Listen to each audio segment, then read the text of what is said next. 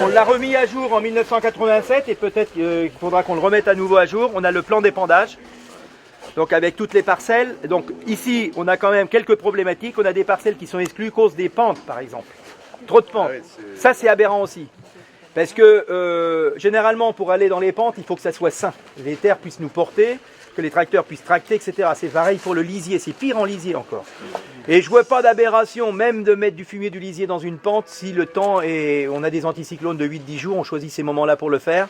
Je vous garantis que ça vous simplifie la vie après pour les enregistrements. Il faut savoir, Jean-Luc pourrait le dire. Non, parce que si on dépend que le haut et le bas, Voilà. on n'a pas le droit de dépendre le milieu, Voilà. on fait comment? C'est-à-dire qu'on met, Voilà. met du chimique entre le... comme ça, Ah, d'accord.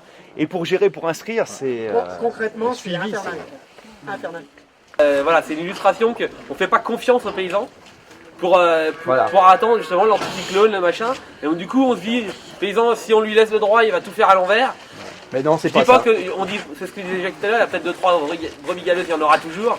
Mais on peut leur mettre le papier interdit, les brebis galeuses, de toute façon ça ne changera rien. Et pour les autres, ça les emmerde, quoi.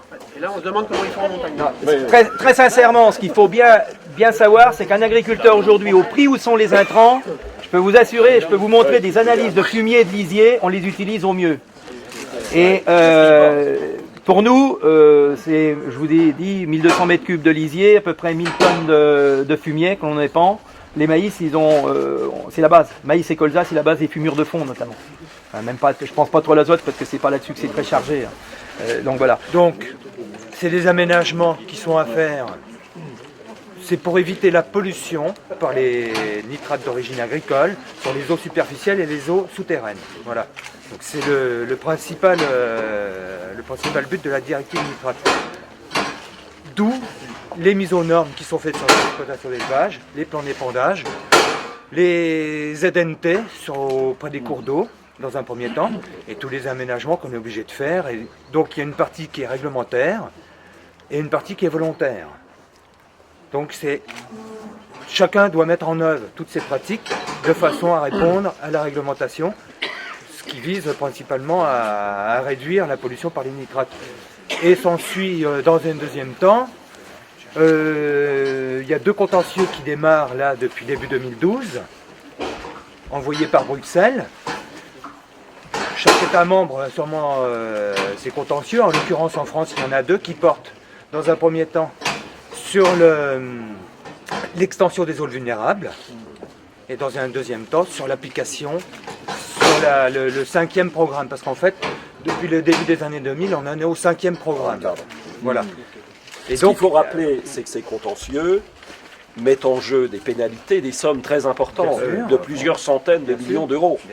Et que la France, si elle ne prend pas les mesures, risque d'être condamnée à payer ces centaines de millions d'euros. C'est ça l'enjeu. Ouais, mais c'est pas pour ça qu'il faut mettre un parapluie qui est comme ça. Il faut faire ce qu'il faut, mais pas plus. Donc c'est ça qu'on demande. Et que la France a quand même très longtemps tardé à mettre tout ça en œuvre. On a de l'avance sur certains points, peut-être un petit peu de retard sur d'autres, mais on a pris aussi de l'avance sur d'autres points et qu'il n'y avait pas besoin de prendre d'avance. Ce qu'on veut, c'est une règle pour tout le monde et qu'on ne fasse pas plus que ce qu'il faut par rapport à la réglementation européenne. Enfin, on en reparlera tout à l'heure. Mais... Maintenant, on se précipite un peu parce qu'on avait quand même tardé. Oui, c'est un peu le problème, c'est d'agir dans la précipitation. Parce qu'en fait, et là on le voit bien sur une exploitation comme ça, type, il y a quand même un temps de réaction. Tout ne va pas se résoudre comme ça du jour au lendemain. Et je sais que les excès qui ont sûrement été faits il y a 20 ou 30 ans, aujourd'hui on en subit encore un peu les conséquences.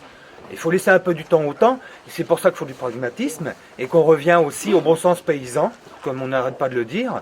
C'est que déjà, je pense que d'un point de vue, ne serait-ce que par rapport à notre métier, quand on est agriculteur, éleveur, on a envie de réussir, de faire les choses comme il faut. Le résultat, on ne l'a pas du jour au lendemain. Bien souvent, le résultat, on l'a au bout de 10, 15 ans, 20 ans.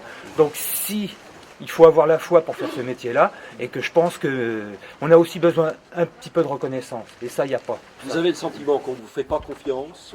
Oui. Bah oui. Et que vous êtes un peu tenu pour responsable de choses qui vous dépassent. C'est ce qu'on affiche en Voilà. gros. Et qu'on ne reconnaît pas les efforts qui sont faits par la profession depuis de nombreuses années. Et ce qu'on nous impose n'est pas approprié. Je pense qu'on va avoir quelques exemples de Jacquis sur les gestions des sipans, à culture intermédiaire de pièges à nitrate, sur tout ce qu'il y a autour de ça qui n'est pas cohérent avec l'agronomie et avec la météo. Comme une année comme celle-ci, c'est inapplicable. Avec des périodes de sécheresse, on ne peut pas implanter des sipans. et après des périodes d'humidité où on peut plus détruire. Non mais ça devient et où on est obligé de changer l'assolement avec une parcelle où on aurait dû mettre un sipan parce que une parcelle où on devait faire une culture d'automne, on est obligé de faire une culture de printemps, mais on n'a plus de sipan parce que il est trop tard pour le semer. Enfin, on veut c'est pas possible tout ça. On redemande nous la refonte complète du 4e programme. On veut pas un 4e bis. Il faut remettre de l'agronomie et du bon sens paysan dans cette directive nitrate. C'est pas possible de continuer comme ça.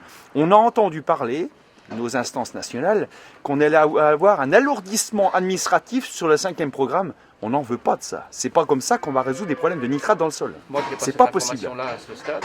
Donc, mais la discussion, je pense que sur le volet agronomique, il faut effectivement, vous avez tout à fait raison, je ne peux pas dire le contraire. Merci de vous entendre, monsieur Lupin. Il faut revoir sur le volet agronomique. Et puis pour être tout à fait honnête, on vit dans la transparent, nature. quand le dossier a été transmis au Conseil général, vous savez qu'on a voté contre. Bon. Et on l'a voté d'un commun accord, enfin, on va le dire comme ça, mais on va le dire quand même comme ça. On était totalement en phase, service de l'État département, État Loire-et-Cher, et service du Conseil général, il faut le dire aussi. Donc, voilà. Ça, c'est la revision de la liste. Oui. Ici, vous avez plutôt des alliés. Hein, voilà, bon. Donc on veut que vous soyez des alliés aussi pour la suite. Le sujet, on le saura. Le sujet, et on a été inspiré de voter contre, puisque ça a quand même permis de faire revoir les choses. Et on était tout à fait en phase. Je me souviens ce que Jean-Luc Broutin m'a dit, des échanges qu'on avait. Bon, on a considéré nous aussi que la carte était totalement aberrante, telle qu'on nous l'a présentée, hein, que ce soit au sud ou au nord. Donc, voilà. Et ça, c'est un sujet qu'on a porté devant le préfet de région. Enfin, c'est Tout vrai. à fait. C'est vrai que la prise de position des collectivités locales, de la profession, d'une certaine manière, nous a aidés. On a dit ça va aider à pousser les choses. Maintenant, c'est le 4e, le 5e. Maintenant, c'est le fond, maintenant, là. Pas de plafond par culture, etc. On nous annonce des plafonds d'azote par culture, c'est n'importe quoi. Enfin, bon, Donc, on est tout à fait conscient, effectivement, du risque de condamnation à Bruxelles. Néanmoins, c'est pas aux paysans de payer cela. Et c'est pas à l'économie agricole de payer cela, parce que peut-être qu'on a quelques risques de centaines de millions, mais ce qui va nous être imposé là, ça va être des centaines de millions vis-à-vis des agriculteurs. Parce qu'on vient d'être mis aux normes dans la plupart des départements, et au niveau de l'élevage, on risque d'avoir à nouveau à recommencer de la mise aux normes et à refaire des travaux. C'est pas possible. Qu'est-ce qui va se passer? Les gars, ils vont arrêter. Ils vont arrêter. C'est aussi clair que ça. Il faut bien dire aussi que ces mises aux normes, elles ne sont pas censées pouvoir apporter quelque chose de plus que ce qu'on fait maintenant. Donc ça risque d'être à perte, encore une fois. C'est tout. L'investissement improductif, quand on parle de compétitivité, l'investissement improductif, et voilà, ça nous aide pas dans la compétitivité. Le gros problème qui va se poser, on est dans le perche, il y a de l'élevage, il y a en Sologne également, hein, c'est qu'aujourd'hui on a eu des accroissements de troupeaux et que si on regarde bien, à mon avis, il y en a beaucoup qui vont être obligés de repenser leur mise aux normes. Comme ici par exemple, s'il fallait, enfin nous c'est fini, maintenant on a bloqué à 70 vaches, on ne peut plus aller au-delà. Parce que ça demande des investissements tels qu'il faut refaire une tranche partout, c'est plus possible, quoi, ça suffit. Alors, oui. Je permets vite fait, mais on l'a vu hier autour du Conseil général, mais la moyenne d'âge des exploitants, elle est de 51 ans. Donc ça veut dire qu'il y a pas mal de gens qui sont un petit peu au-delà, hein, c'est une moyenne. Quand on a 55 ans, est-ce qu'on doit s'en remettre? J'ai entendu 180 000 euros tout à l'heure. Est-ce qu'on se remet ça sur le dos ou est-ce qu'on dit au revoir aux vaches et puis on trouve une solution, quoi? Voilà. Non, mais le sujet, on l'a vu tout à l'heure, ça va aussi dans le sens des jeunes, parce que non seulement à plus de 55 ans, tu t'en remets pas sur le dos, mon grand, mais quand tu démarres, que tu n'es pas sûr du prix, tu n'es pas prêt non plus à le faire. Donc c'est ce que dit Guy, au final, ça ne va pas le faire. Donc là, on était un peu sur les investissements, etc. etc. Maintenant, il faut qu'on aborde l'utilisation de ces lisiers fumiers. Donc j'ai parlé des problèmes quand même d'épandage par rapport au plan d'épandage, mais également dans les nouvelles directives, c'est qu'ils limitent le temps pour pouvoir le faire également, puisqu'il y a des décalages sur les calendriers. Et ça, encore une fois, laissons le bon sens paysan. Quand il y a des périodes favorables en février-mars, je sais que c'est permis, mais peut-être qu'il y a d'autres périodes qu'on pourrait le faire. Peut-être, voilà, il y a des choses certainement à alléger, que le paysan, quand il voit un anticyclone, c'est peut-être le moment d'y aller, quoi. Enfin, il y a des périodes, et quand on regarde pour cette année, par exemple, moi, il y en a, je ne sais pas ce qu'ils vont faire du lisier à la fin de l'hiver, avec tout ce qu'on a eu là. C'est une sacrée problématique. Alors, je sais pas, va falloir des tolérances, parce que sinon, on fait quoi? On laisse déborder, on fait quoi? Donc, il faut bien laisser, on travaille avec le climat, on travaille avec la nature, donc de temps en temps, il faut un peu de souplesse. Alors, je sais pas s'il faut tout, parce que je suis sûr, si on demandait la DDT, peut-être qu'il y aura des tolérances, c'est possible. Mais à chaque fois qu'on veut faire quelque chose, il faut demander à la DDT la permission d'eux, parce qu'on en arrive à là, pour détruire des sipans. Par exemple, une aberration sur les sipans. Ceux qui font du labour, on n'a pas le droit d'employer un glyphosate. Ceux qui font du travail simplifié, ils ont le droit. C'est complètement aberrant, alors qu'on pourrait tous avoir le droit. Ça changerait quoi? Parce que si on ne met pas de glyphosate, on est obligé de passer nous 2 fois les appareils, bilan carbone, temps passé sur l'exploitation, usure de matériel. On fait quoi? Et cette année, ça a été flagrant. Nous-mêmes, on s'est fait prendre au piège. On a déchaumé aussitôt la moisson, puisque, vous savez, on a abîmé les sols, etc. On a déchaumé, on a bien détruit. C'est peut-être pour ça qu'on a un peu moins de limaces d'ailleurs. Et non mais c'est ça, on a laissé pousser. Après on pouvait plus détruire parce que c'était trop sec. Après on arrive à l'automne, au 5 octobre, 200 mm d'eau qu'on a eu là sur le mois.